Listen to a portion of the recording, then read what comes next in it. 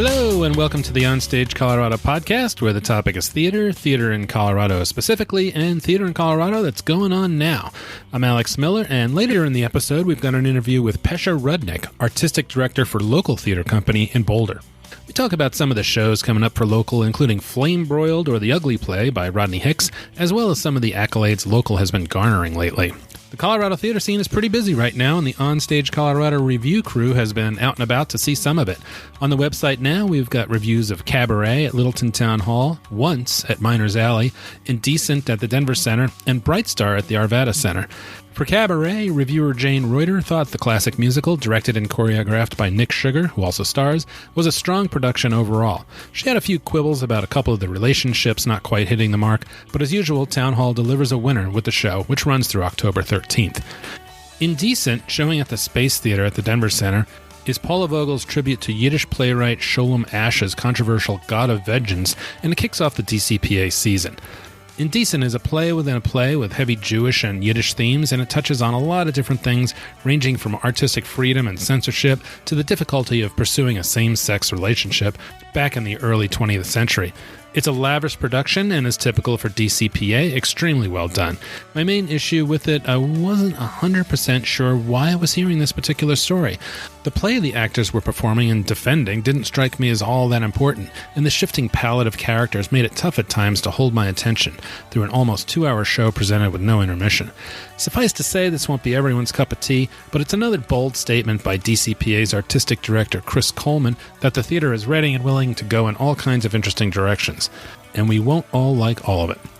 I also had the pleasure of seeing the musical Once at Miners Alley Playhouse in Golden, and this was a humdinger. Director Len Matheo has a dream cast to work with, and a wonderful show that won the Best Musical Tony in 2012. Unlike most musicals, all the music comes from the people on stage, so all of the characters sing and play an instrument.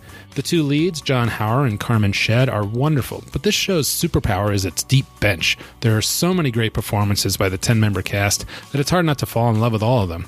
It's a great piece of Broadway-quality theater set right in the tiny little Miners Alley Playhouse, which makes for a wonderfully intimate night of theater I highly recommend.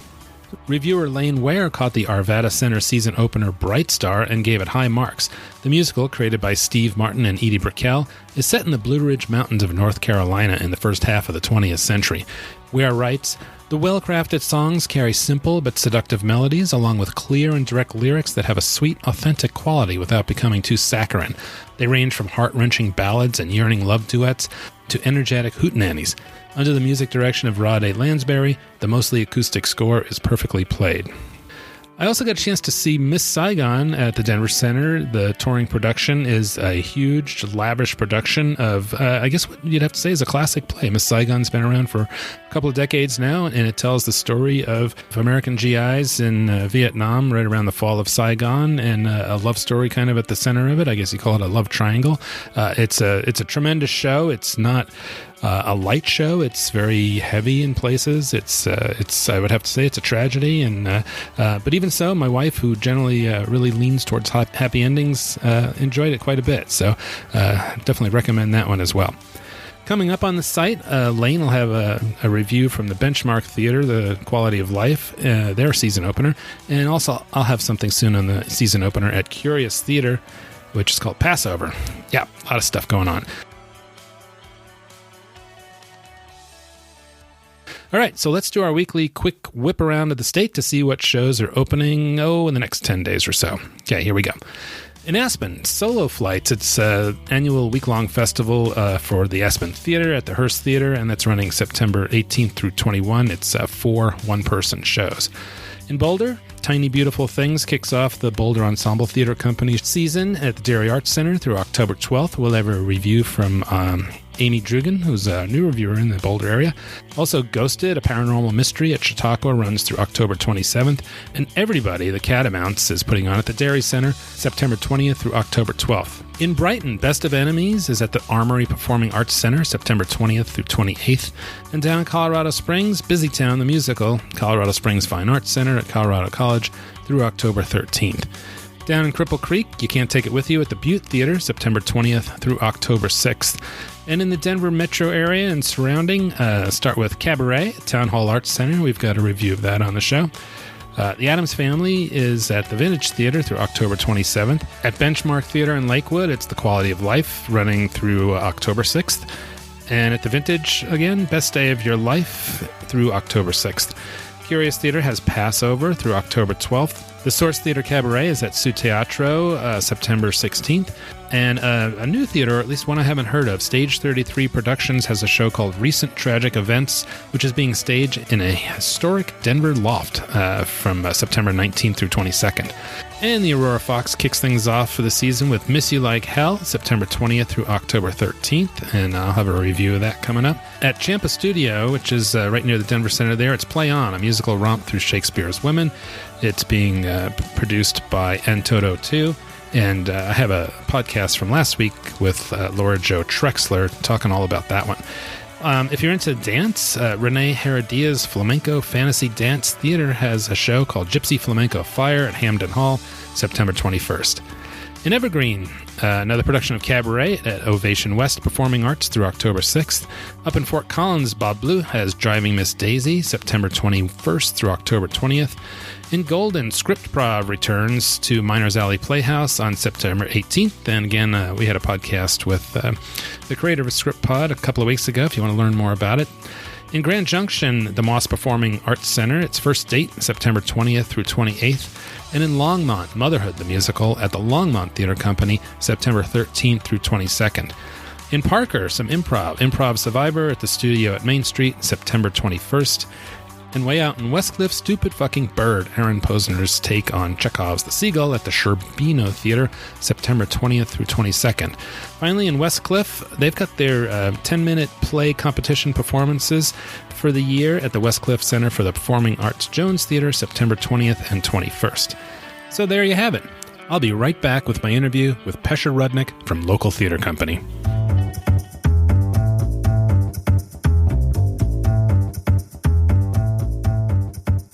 Okay, we're on the line today with Pesha Rudnick, who's the artistic director at Local Theater Company, which is based in Boulder. And thanks for being on today, Pesha.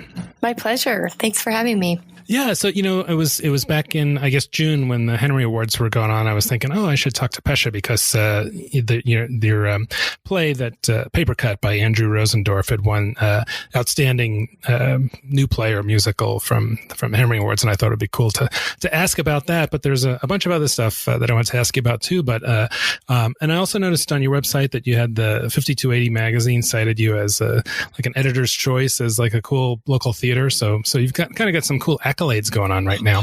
Thank you. Yeah, it's been a fun summer.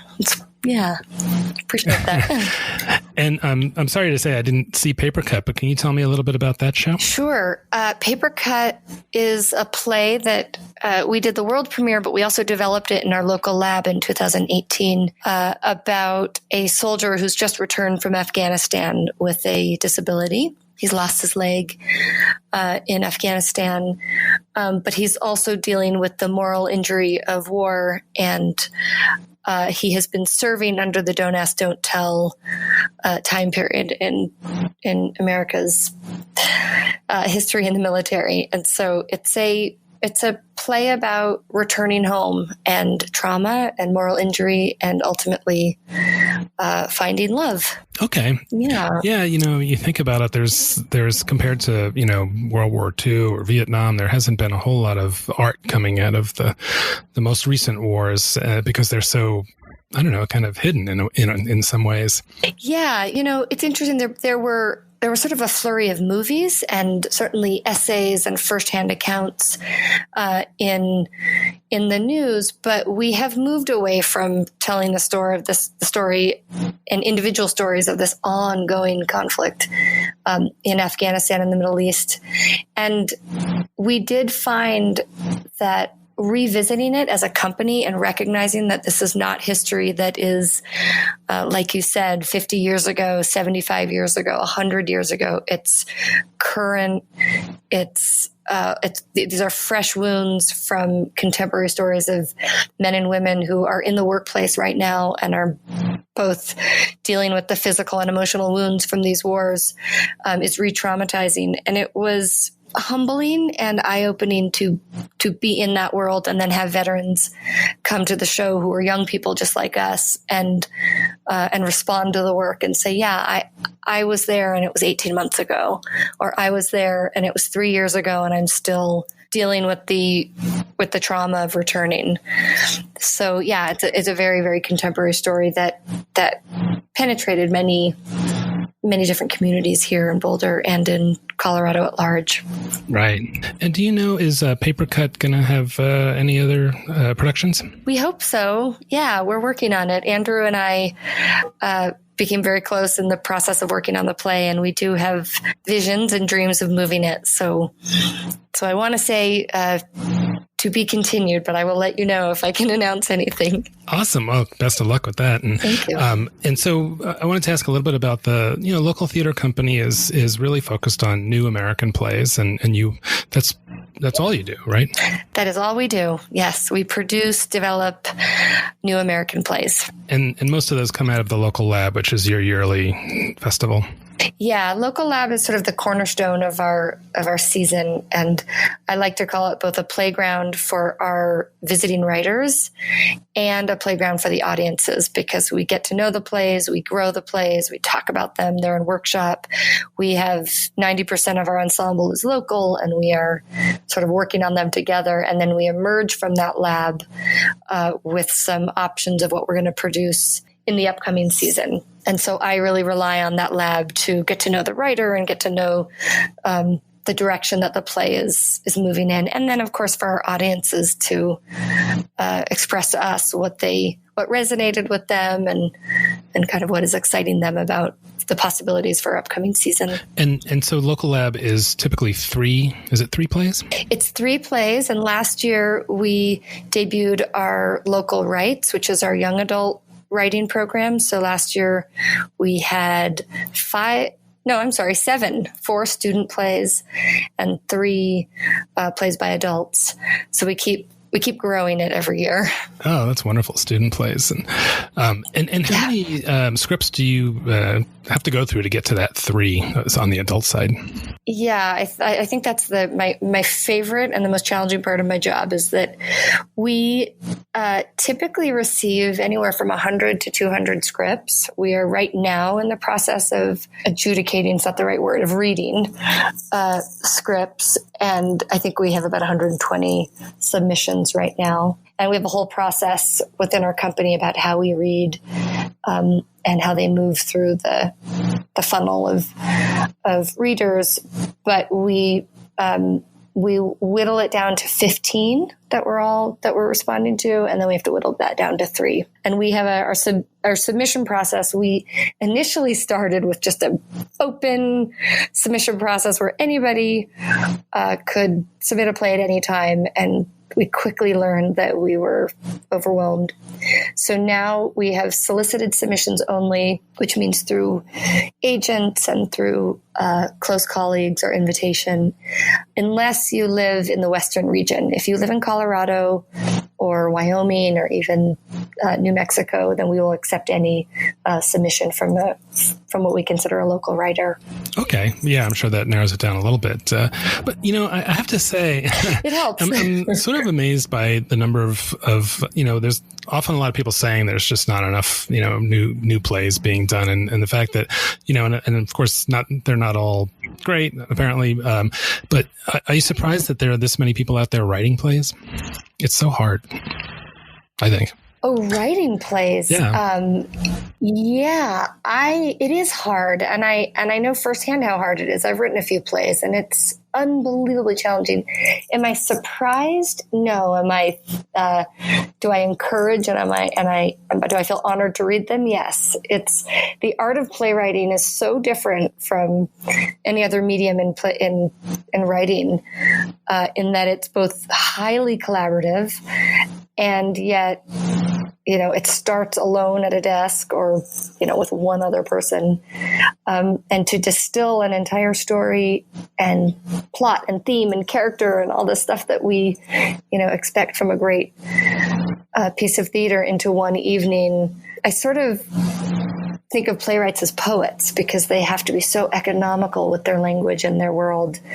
and then also create this highly imaginative visual world. So I'm just in awe of playwrights, and I want to encourage every writer, even if they're also writing in television or also doing feature films or essayists, I want them to all go through that practice of creating an entire world. Right. Yeah. It's a amazing art form. It sometimes amazes me that, when you see a production, it's like there are so many pieces that have to come together. And of course the script is the cornerstone of the whole thing. And it's just, and like you, I've had some experience with this and sort of, just beating my head against the wall, trying to make a script come together. It's challenging. Absolutely. You emerge and you suddenly think, oh, anyone who has been able to do it and do it even remotely successfully is a, superhero. Right. And then when it's a great play, it looks so simple. It's like, oh. I know. Right? Yeah. Yeah. And that is the work of all the, for local, we always laugh because we are a very small company until we're in production. And then we suddenly have, 28 people on staff. And you look around a room and you think we all together tried to create an intimate, what hopefully feels effortless on stage moment. But you're absolutely right. It all begins with the playwright, and that spark of inspiration is sort of ripples all throughout everyone. And hopefully on opening night you're having a superhero party. Occasionally you all look together and go, what did we just spend our whole fall on? That's the risk we take, and we hold each other's hands. Right. So yeah, moving from the lonely writer with his or her laptop to that community that you're talking about. I looked at your TED Talk, and I thought there was so many great things in there, and I was wondering if you could touch on some of those points about how live theater is dangerous and what you meant by that, and also a little bit about what live theater gives you that you don't get from watching a film or TV show. Yeah. Oh, thank you for that. It's so funny. I did the TED Talk about a year ago, and in the last couple of weeks, a few people have asked me about it, and I thought, oh my gosh, what was my TED Talk on? I have to go back and read it, because it was such or watch it, I suppose, but it was such a whirlwind of an experience. But I think ultimately it comes down to the fact that I think both audiences and artists are deeply vulnerable in live theater. And in my TED Talk, or my TEDx talk, I talk about sitting next to my father. The first play I really remember seeing him or feeling him crying next to me had a profound impact on both watching him experience the play through his eyes, but also seeing my dad as a human and a highly emotional human, which was not something that I was experiencing at home. And I think theater does that. I think in a beautifully crafted play, there's a shared experience of heightened emotion. There's an individual experience of heightened emotion, and there's a vulnerability, because after you experience it, you are, it's not like watching television where you can just sort of turn it off and be in a quiet room alone. You still have to make eye contact with the person next to you. You are hopefully who have had a cathartic experience, and you are moved to you're mid emotion at the end. And I think I think it is so scary for people that they don't go to theater for fear that they'll feel a really big emotion and be on display, even if that big feeling is boredom, because nothing is more upsetting emotionally to people than being bored and feeling like, your 2 hours were stolen from you. So I talk about that from the... Right. There's a risk there. Yeah. There sure is. And then, of course, for the artists. Well, I was just thinking in so many things that today, from, Metacritic to Yelp, we scour things to ensure that we won't get a bad experience, or even an experience that even if it's bad, it's like we didn't expect it or whatever. And theater is like that. You don't know exactly what's going to happen. Well, and also you're stuck. I mean, there are a lot of people who feel like they're terrified that they won't be able to leave if they're uncomfortable. And the truth is, the act of leaving in the middle of something is an act of resistance. And I don't think that's a comfortable state for most people. So they just avoid it altogether. I was at a show a year and a half ago, and I won't say which one, but it was so painful that my wife was weeping, and not because she was having a cathartic experience, because she felt so trapped. That was something else. Yeah, that is traumatizing. I understand. And then, the whole idea of relying on strangers and being part of you're having this shared experience, and you did a really cool thing in the TED Talk where you talked about, people's heart rates kind of sync up, and they're experiencing things at the same time. And it is a powerful experience, and it is very different than, occasionally you'll see that in a movie theater, like a really, if there's a big crowd and it's a really anticipated movie and people will actually clap at the end, which I always thought's weird, but you see that occasionally. Yeah. The other thing you mentioned is kind of social media is like kind of makes people sad and feel alone, and theater's kind of in a way the opposite of that. Yeah, I think I proposed that it could be the antidote to social media, because I think social media is very much about experiencing or curating a life alone, sort of independently, and theater is the total opposite of that. And I've been trying really hard to not just disparage social media all the time, because there are, certainly some benefits to feeling connected to friends who you haven't seen since middle school or what have you. But we do know that collectively studies keep showing us over and over again that it's actually making people feel very melancholy and feeling isolated, and that teenagers are spending actually more time alone than they are with their friends in the mall or wherever, at Starbucks or wherever they hang out. And theater is just 100% the opposite of that. Theater is about showing up at a designated time and making a choice to be together. And in the TEDx talk, I sort of invite people to revisit that old form of gathering to hear a story and see what it feels like, even at the risk of being bored out of your mind so that you cry. Hey, at least you're feeling something. Yeah, absolutely. The other thing that I thought was interesting you mentioned is talking about democracy. Just people who are willing to engage in theater are probably also more likely to engage in civic activities such as maybe running for town council or things like that, and people that are sitting at home maybe not so much. Yeah, I mean, if you look at the genesis or the beginning of what we're considering kind of Western theater, you look at democracy and theater as being developed at the same time.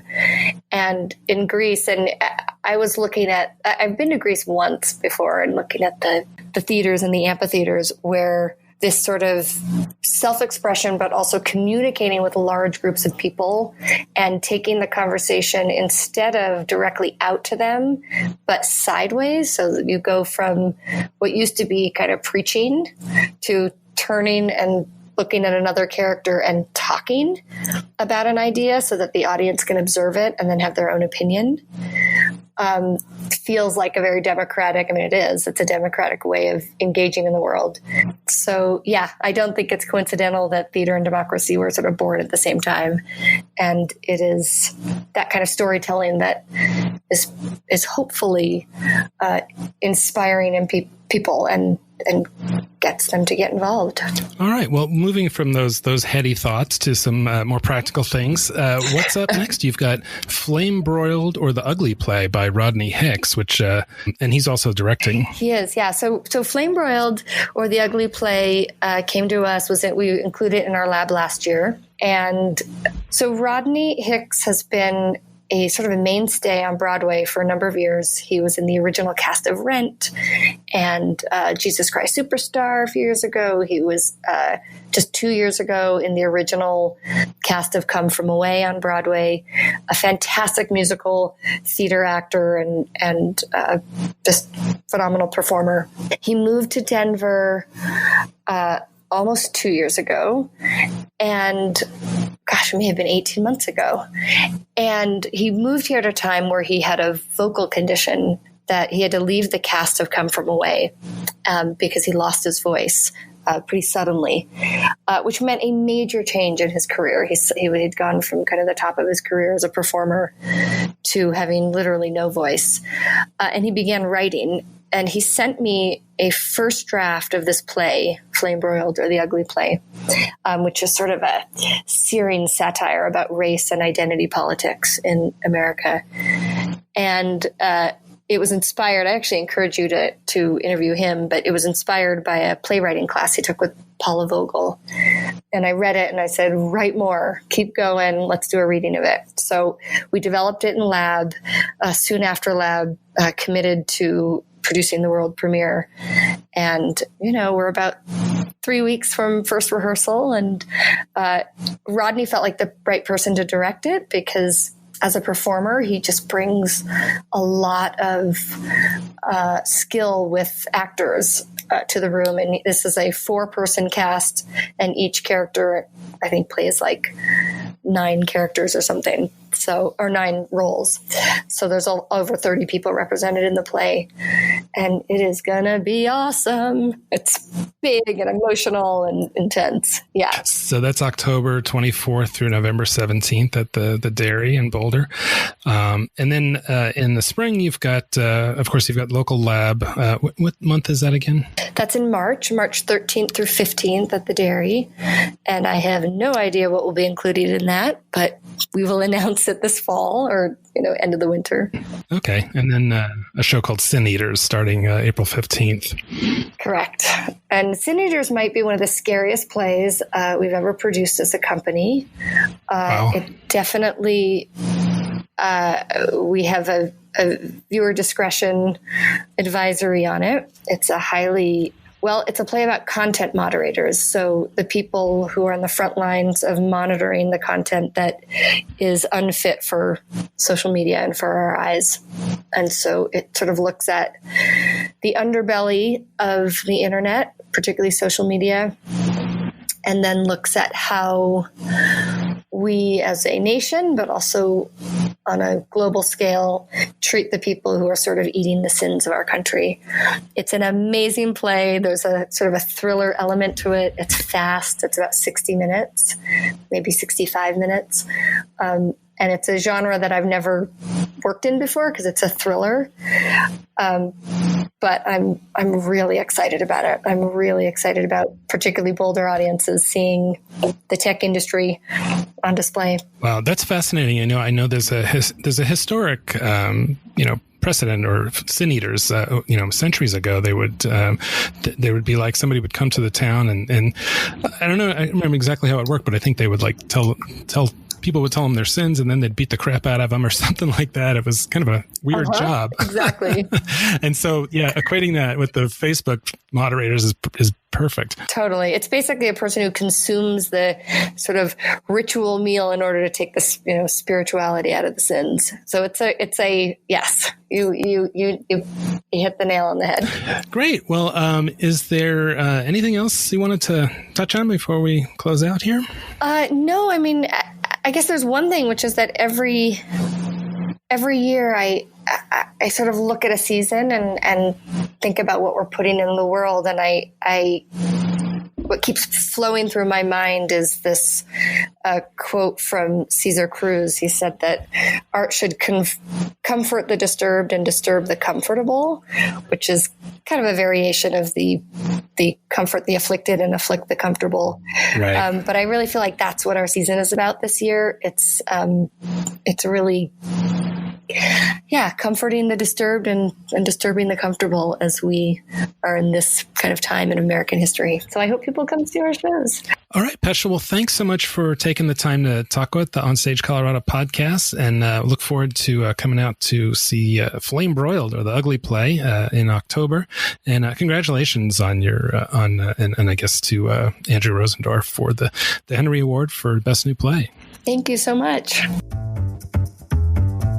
Well, I really enjoyed that interview with Pesha, and if you get a chance, you should really check out her TEDx talk. The link to it's on the local theater website right on top, localtheaterco.org. And by the way, they're one of the few that spell it ER instead of RE. I couldn't help but look up a little information about Sin Eaters, which Pesha and I talked about in relation to one of Local's upcoming shows called Sin Eaters in the spring about social media moderators. These modern sin eaters who monitor social media sites are named after people centuries ago who'd show up at a funeral and eat a piece of bread that was placed on the corpse's chest and maybe drink some wine or beer as well. It's a pretty strange practice. The family would give the sin eater a few coins, and then they'd spit at him and throw stones and chase him out of town because, he was full of sin. At least that's how the practice is described by Patrick O'Brien in Master and Commander, the first of his Arbre Maturin series of books, which I've read about half a dozen times. I knew I'd heard about Sin Eaters somewhere. Anyway, that's our pod for this week. Please tell your friends about us. Check out the website at onstagecolorado.com and subscribe wherever you get your podcasts. Thanks for listening, and we'll see you at the theater.